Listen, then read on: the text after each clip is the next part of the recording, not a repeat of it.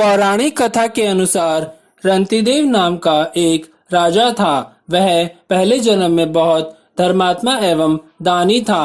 दूर दूर तक उसकी बहुत ही ख्याति थी। अपने पूर्व जन्म के कर्मों की वजह से वह इस जन्म में भी अपार दान आदि देकर बहुत से सत्कार्य किया करता था। दान धर्म करके सबका भला करता था। जरूरतमंदों को कभी भी निराश नहीं होने देता था। कुछ समय के पश्चात राजा बूढ़ा हो गया। उनके अंत समय में यमराज के दूत लेने आए। राजा को देखकर डराकर घूरते हुए, राजन, तुम्हारा समय समाप्त हो गया, अब तुम नरक में चलो, तुम्हें वहीं चलना पड़ेगा। राजा ने सोचा भी नहीं था कि उसे नरक जाना पड़ेगा।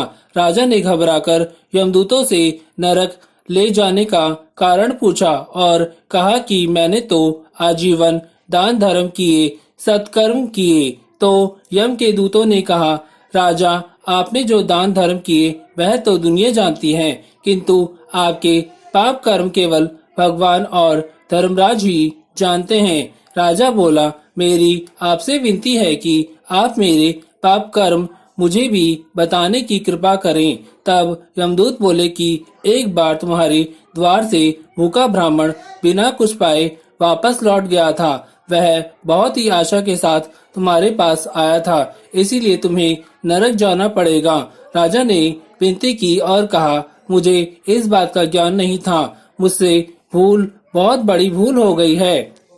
कृपया करके मेरी आयु 1 वर्ष बढ़ा दीजिए ताकि मैं अपनी भूल सुधार सकूं।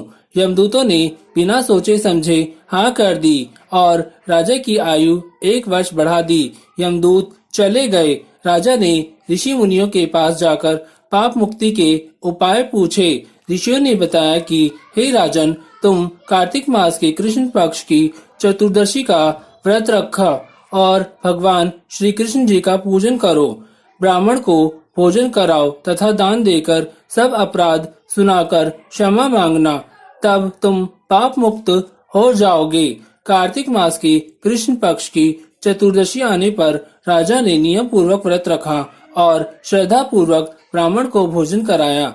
अंत में राजा को विष्णु लोक की प्राप्ति हुई। अगर आपने अभी तक मेरे YouTube चैनल राजपाल दोतानिया को सब्सक्राइब नहीं किया है तो जल्दी से सब्सक्राइब करके बेल आइकॉन की घंटी को ऑल पर सेट कर लें। इससे होगा ये कि मेरे YouTube चैनल पर कोई भी नई वीडियो के अपलोड होने की नोटिफिकेशन आपको तुरंत मिल जाएगी। और वीडियो को पूरा वॉच करें। अगर आपको वीडियो अच्छा लगा हो तो वीडियो को ज्यादा से ज्यादा लाइक करें, शेयर करें और एक बहुत अच्छा सा कमेंट करना ना भूलें।